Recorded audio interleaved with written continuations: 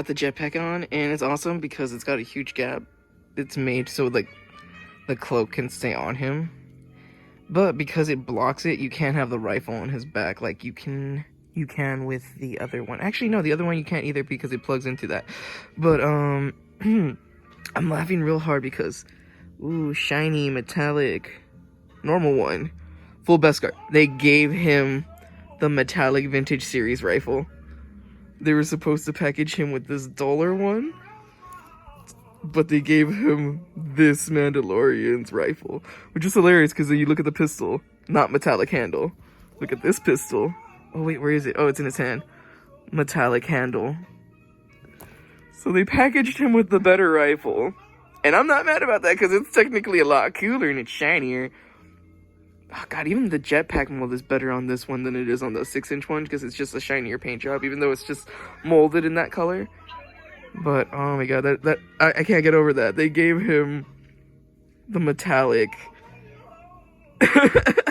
rifle versus the flat one like this one. And other than that, the figure moves exactly the same. It's got the pegs up into the torso, so you have to rotate the upper thigh to get it to move up, and then you rotate it back in order to get his legs to spread out. And like usually they're kind of tight. You have to be careful moving it because you can break it. Where's the Darksaber?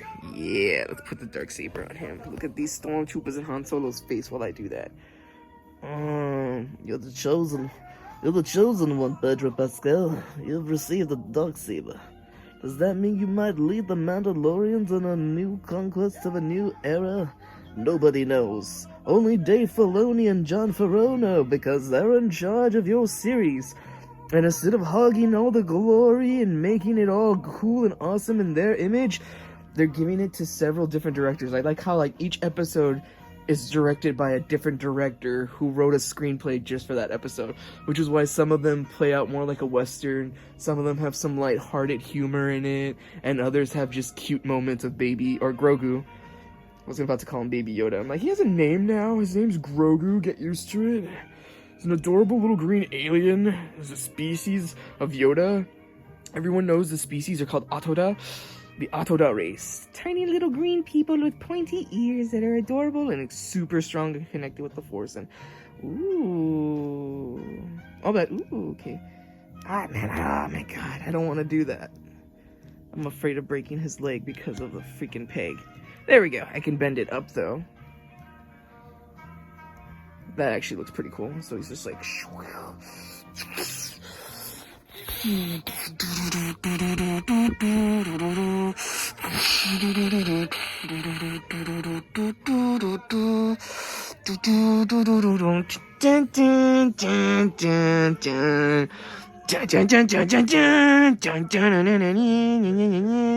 jetpack popped up, but look at Felix. He's a chubby kitty.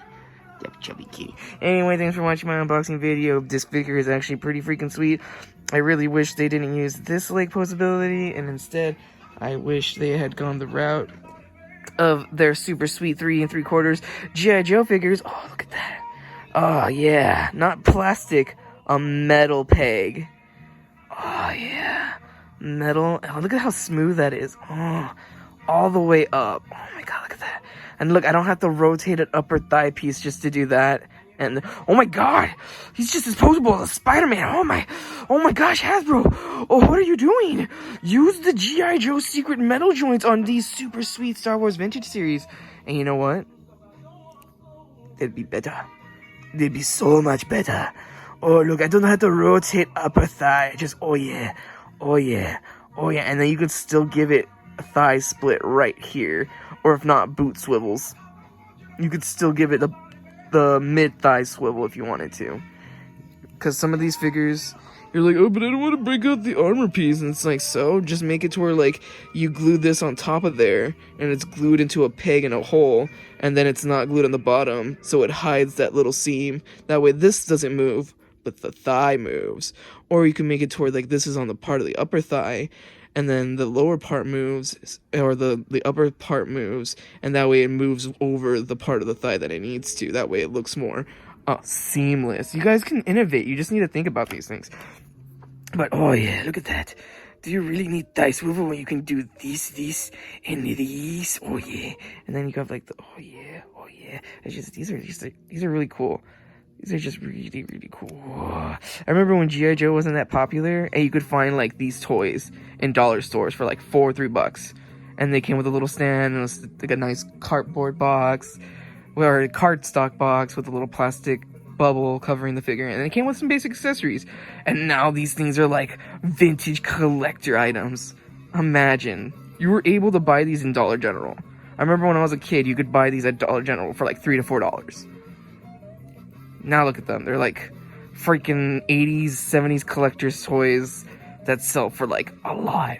And these were toys that me and my brother collected at flea markets for like 50 cents to $1.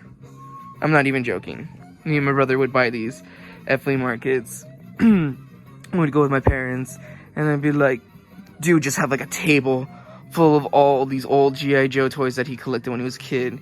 And he had like doubles of his characters and army building characters and old vehicles. Some of them were missing accessories and stuff, but they were still intact. I mean, my brother would buy them like dollars. Now look at you guys collecting these things for like $15, $20. When these were toys that I originally grew up with at like quarters and dollars. Speaking of quarters and dollars, I'm planning, it's gonna take a while because I have to convince my brother, but there's a bunch of these old toys that I have that are taking up space, and I need to go through it all to see what brings me joy and what I don't care for anymore, so I can have an epic yard sale. I have a freaking box filled with 3 3/4 Fortnite figures that I don't care for anymore. I was just collecting them because I was just in the collecting craze. And it's just like, dude, I'm gonna put them in sandwich bags with like whatever they came with. I'm gonna sell them for like $2, $3 if they're a deluxe figure and they came with a little more accessories. And then I'm gonna have like a freaking box full of all the weapons that I collected. And I'm gonna sell it for like, oh, you can get like 3 weapons for 50 cents or 5 weapons for $1. And then people are gonna be like, oh, little kids, man, are probably gonna buy all my shit. I don't care, because there's like a bunch of old Mega Man Battle Network toys that I don't want anymore, because they're like when Mattel put them out. It's just like, I have my Japanese Bandai ones, those are better. As long as I still have those, I'm happy.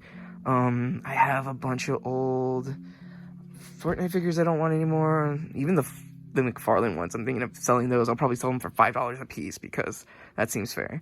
Bunch of old Spider-Man toys from the Toy Biz era and stuff that is just like, oh man, I like some of the newer stuff now. It's like, I'm okay with letting this go. I have a freaking bag full of Bandai Gundam action figures, Bandai America Gundam action figures that I don't have attachment to anymore because I'm collecting the Gundam Universe action figures, which I like even more. You can't see it. Let me focus the camera. Boom. Okay, on my PlayStation, you can see the Death Scythe, Strike Gundam, and then you have EZ8 and the regular RX-78 over there. I'm starting to collect those now, so pretty much I want to sell some of my old collection from when I was a kid to buy the newer, better stuff that's obviously pricier. So pretty much I want to sell my old stuff, save up money so I can buy the newer stuff. But like I said, I need to talk to my brother about it because my brother has attachments to it. He's just like, oh no, like he sees the value in it and all this other stuff, and it's just like, oh yeah, dude, but it's just like I want to move on. I want to sell it. I don't care about making profit. I just want to, push it away, have space for new stuff, and make people happy that like that stuff, and give it to them at a bargain.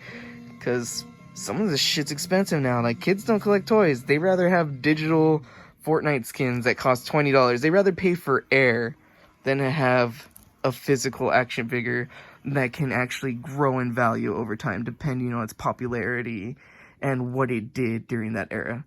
Like, this is probably going to go up in price. You want to know why? Because Star Wars went through this horrible rough patch where people were just shitting on it. No one liked it anymore. The new trilogy ruined the franchise. It split the fan base.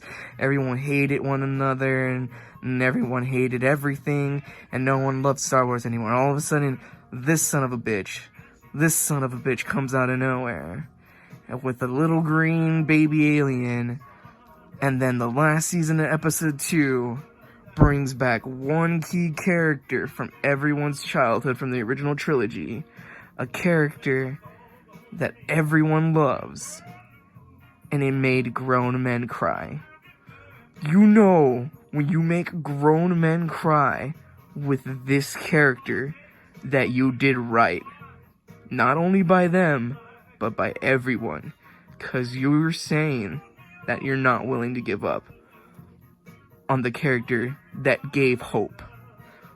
Who was Hope in the original trilogy. For God's sakes, the title of the film is Star Wars: A New Hope. The Jedi Council falls, the Empire wins, Vader is at his side with his master Palpatine, or Sidious, and they ruled the galaxy with an iron fist.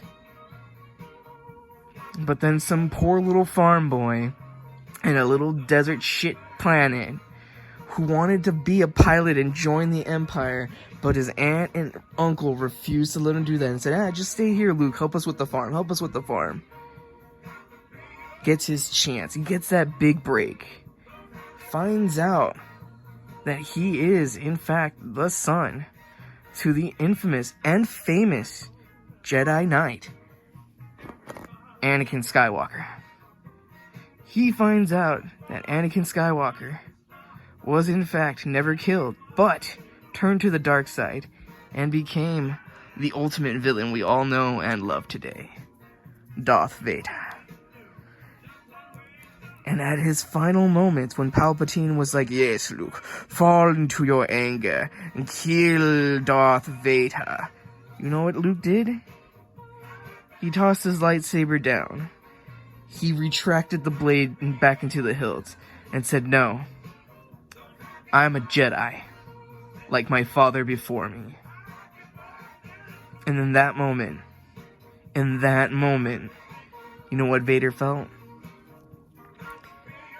He felt that when the Jedi Council gave up on him and betrayed Anakin, because they're like, oh, he's the chosen one, he can't do anything wrong, and it's just like, no, correction, instead of him having just one mentor, Obi-Wan Kenobi, he should have had everyone on that Jedi Council be his mentor. Because remember, Obi-Wan Kenobi didn't give a shit about Anakin in Episode 1. What he cared about was Qui-Gon Jinn. And the only reason he took Anakin in to train him was because he felt that was doing right by Qui-Gon Jinn.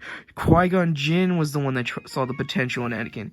Qui-Gon Jinn saw how he should have trained Anakin. And you know what? Maybe if Obi-Wan hadn't just been like, oh, I'm just doing this for Qui-Gon. Instead of being... Because pretty much Obi-Wan was more of a friend to Anakin. He was more of a best friend to Anakin than he was a father figure. Remember, Anakin was an orphan. He sold him to slavery with his mother. He never had a father. He didn't know his father. It was just always him and his mother who worked in slavery on the planet for that little fat blue ugly alien.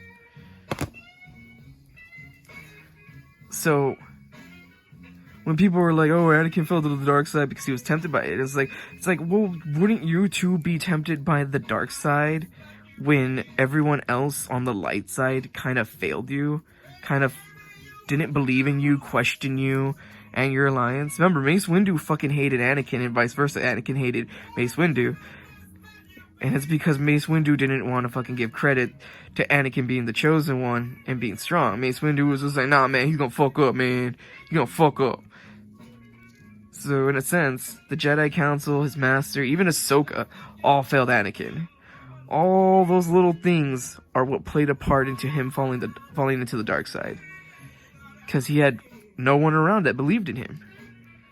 And when you have no one around to believe in you, and you have to believe in yourself, and all of a sudden someone gives you a chance, in this case, Emperor Sidious, yeah, but his son, who did the impossible, turned his father from the dark side to the light side.